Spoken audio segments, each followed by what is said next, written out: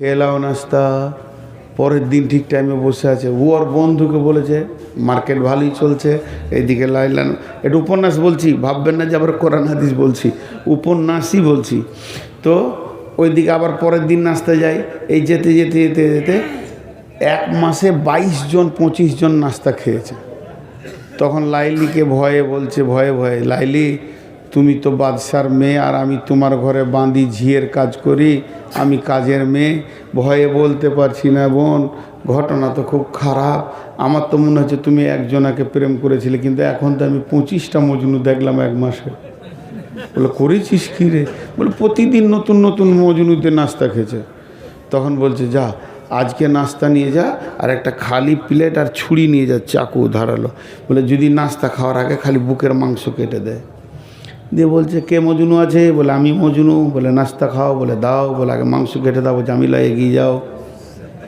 সব কেটে গেল।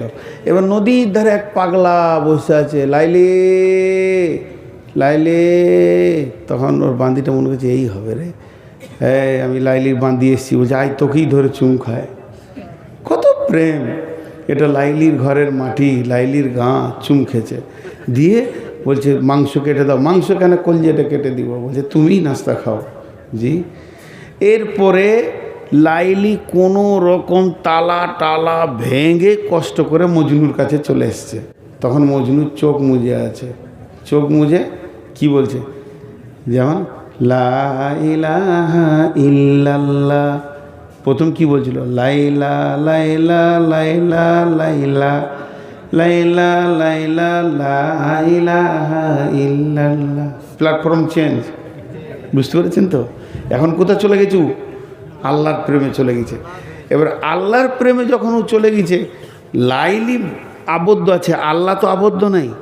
আল্লাহকে লাইলা বলে বলে দিলে শান্তি চলে এসছে। যত প্রেম নোংরা যা ছিল সব ধুয়ে মুছে পরিষ্কার হয়ে গেছে।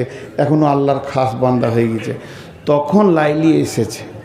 আর কাজে লাগবে যে লাইলি বলছে, লাইলি তোমার এসেছে ফিরিয়া, মজনু গো আঁকি খোলো।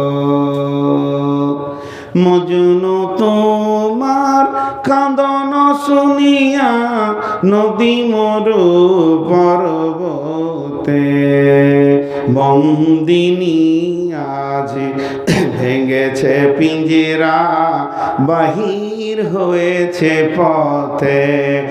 আজ দক্ষিণা বাতাস বহে অনুকূল, ফুটেছে গোলাপ নার্গিস ফুল, অগবুলবুল সেই ফুটন্ত গুল, বাগিচায় কেন দোলো, মজনু গো আঁখি খোলো।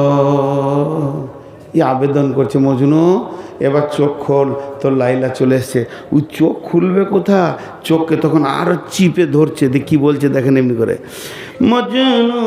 তখন বলছে লাইলি লাইলি ভাঙিও না ধ্যান, মজনু রে মিনতি, লাইলি কোথায় শুধু দেখি আমি লা ইলাহার জ্যোতি।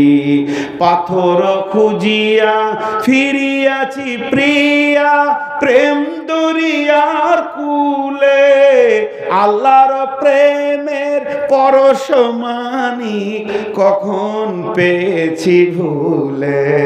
সে মানিক যদি তুমি দেখো একবার, সে জ্যোতি যদি তুমি দেখো একবার, মজনুরে তুমি চাহিবে না আর। ইসুব জলেখা লাজ মানে হারি, দেখিয়া তার খুবসুরতি, লাইলি লাইলি ভাগিও না ধ্যান, মজনু রে মিনতি, লাইলি কোথায় শুধু দেখি আমি। যারা বলেন লা ইলাহা ইল্লাল্লাহ, একটু জোরে বলেন ভাই, লা ইলাহা ইল্লাল্লাহ। আল্লাহর জ্যোতি। আল্লাহ তাবারাক ওয়া তাআলা বলছেন, মুমিন রে আল্লাযীনা ইউমিনুনা বিল গায়বি, আমাকে যে দেখলো না অথচ ঈমানে পরিপূর্ণ করে দিল, তার ঈমান মেনে নিল, আল্লাহ মেনে নিয়েছে, আল্লাহ আছে, হাসর আছে, পুলসিরাত আছে, আযাব আছে, জান্নাত আছে, সুখ শান্তি আছে, হাজে কাউসার আছে, এবং কিয়ামতের মাঠে হিসাব দিতে হবে, নেকি বদি ওজন হবে, এইগুলোর উপরে টোটাল যে ঈমান আল্লাহ, এটা হলো 4 নম্বর, 3 নম্বর। আর 4 নম্বর হচ্ছে ওয়ায়ুকিমুনাস সালাতা, এবং সে নামাজ আদায় করবে। মুমিন কোনোদিন বেনামাজি হতে পারে না, আর বেনামাজি কোনোদিন মুমিন হতে পারে না। মুমিন কোনোদিন বেনামাজি হতে পারে না, আর বেনামাজি কোনোদিন মুমিন হতে পারে না। বেনামাজি কোনোদিন মুমিন হতে পারে না, মুমিন কোনোদিন বেনামাজি হতে পারে না। মুমিনের দ্বারা ছোটখাটো গুনাহ হয়ে যেতেই পারে, ভুলবশত, নামাজ ছাড়ার মতো গুনাহ সে করবে না। আর বেঈমানের দ্বারা বড় বড় নেকি হয়ে যেতে পারে, কিন্তু সে নামাজ পড়ার মতো নেকিটা করতে পারবে না। এটাই হলো মুমিনের সাথে একটা আপনার কিনা কাফেরের পার্থক্য। আল্লাহ তাবারাক ওয়া তাআলা বলছেন যে, শুনলে যখনই আমার উপরে তোর বিশ্বাস আসবে, তখন তোকে প্রথম কাজে পাওয়া যাবে ওয়ায়ুকিমুনাস সালাতা, নামাজের কাতারে তোমাকে পাওয়া যাবে। আল্লাহ নবী বলছেন, মাঝরে আমার উম্মতকে বলে দিও, উম্মতের কানে ভরে দিও, লা তাতরুকান্নাস সালাতা মাকতুবাতান মুতাআম্মিদান, ফাইন্না মান তারাকাস সালাতা মাকতুবাতান মুতাআম্মিদান ফাকাদ বারিয়াত মিনহু জিম্মাতুল্লাহ। মাঝরে ইচ্ছা করে জ্ঞানবশত যেন এক ওয়াক্ত ফরজ নামাজ ছেড়ে দিও না।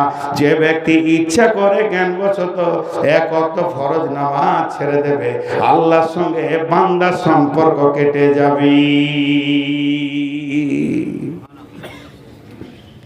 জি ভাই, সৌদির জামাতে ছেলেটা কেরলের, তো এক মদিনার লোকের সঙ্গে পরিচয় হয়ে গেছে কদিন জামাতের সাথে। তো উমরা করতে যে ওকে খুঁজছে, ওরা বাড়িতে গিয়েছে কাঠ ধরে।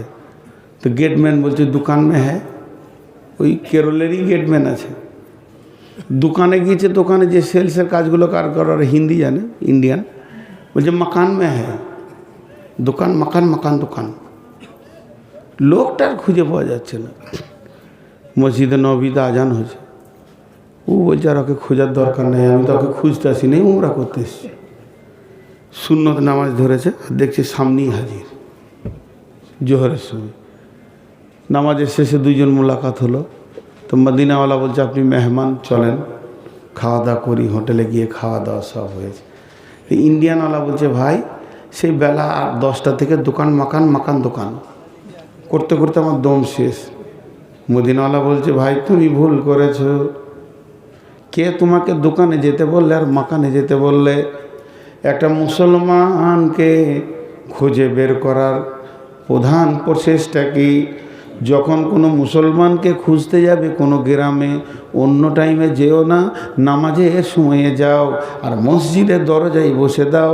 মুয়াজ্জিন আজান দিলে মুমিন যেখানেই থাক মসজিদে আসবে। কত সুন্দর কথা। কিন্তু বন্ধুরা আমার, যার আল্লাহর উপর ঈমান আছে সে কোনোদিন বেনামাজি হতে পারে না। আল্লাহ আমাদের সকলকে নামাজি বানান। এই মাদ্রাসা কমিটি, জালসা কমিটি, শ্রোতা, বক্তা সকলকে নামাজি বানান। রব্বুল আলামিন আমাদেরকে 5 ওয়াক্তে নামাজ পড়তে পড়তে মওত দাও, আর মরতে মরতে তুমি নামাজ পড়ার তৌফিক দাও আল্লাহ। তাই বিশ্বনবী বলছেন খবরদার নামাজ ছেড়ে দিও না। নামাজ হলো সমস্ত, মানে নামাজ এমন একটা জিনিস আল্লাহর সঙ্গে সম্পর্ক কেটে যাবে। অতএব যে গায়েবের ওপরে ঈমান আনবে সে নামাজ পড়বে। 2 নম্বরে সে কি করবে? ওয়ামিম্মা রাযাকনাহুম ইউনফিকুন, নিজের রুজি থেকে সারা বছর খেটে জমা করেছে আসে সেই টাকা থেকে আল্লাহর রাস্তায় দান করবি। কোনদিন মুমিন বকিল হতে পারে না, যেখানেই মৌকা পাবে, মাদ্রাসা হোক, মসজিদ হোক, জালসা হোক, তাবলীগ হোক, যেখানেই পাবে আপনার কিনা দ্বীনকে বাঁচানোর জন্য ন্যূনতম যদি কাজ হয়, মুমিন নিজের পকেটে টাকা রাখতে পারবে না, ওই জায়গায় টাকা দেবে। আল্লাহ তাবারক ওয়া তাআলা বলছেন, এই লোকগুলি ডান হাতে সার্টিফিকেট পাবে, যার আমার উপরে বিশ্বাস আছে, ওই লোকটা নামাজ ছাড়বে না আর ওই লোকটা দান ছাড়বে না।